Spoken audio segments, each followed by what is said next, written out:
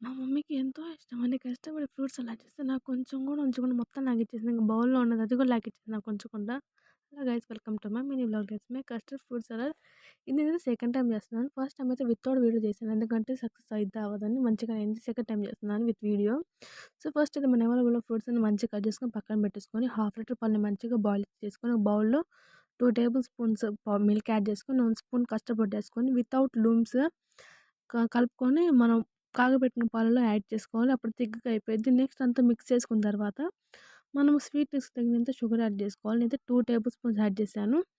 Next ఇదంతా మంచిగా బౌల్‌లో సర్వ్ చేసుకున్న తర్వాత, మనం కట్ చేసుకున్న ఫ్రూట్స్ అన్ని అందులో యాడ్ చేసుకోవాలి. నేను Apple, grapes, dragon, banana, pomegranate add చేశా. ఇవే నా దగ్గర ఉన్నాయి అవైలబుల్‌లో. ఇంకా మీ దగ్గర ఎక్స్‌ట్రా ఉంటే అవి కూడా యాడ్ చేసుకోవచ్చు. కాకపోతే పుల్లగున్నవి కొంచెం అవాయిడ్ చేస్తే మంచిది. ఎందుకంటే విరిగిపోయి మంచిగా ఉండదు.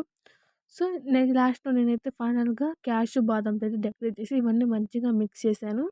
ఇంక నేను టేస్ట్ చేస్తున్నాను. మంచిగుందా లేదా? స్వీట్ సరిపోయిందా లేదా అని షుగరు.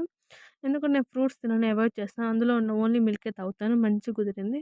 సో, ఇవన్నీ ఇప్పుడు ఫ్రిడ్జ్‌లో తీసుకొని ఒక మూల పక్కన పడేసేయాలి.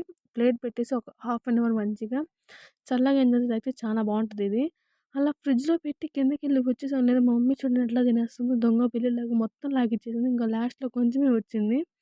సో, అట్లుంటది మమ్మీతో. నెక్స్ట్ వీడియోలో కలుసుకుందాం. ఉంటాను. Bye bye.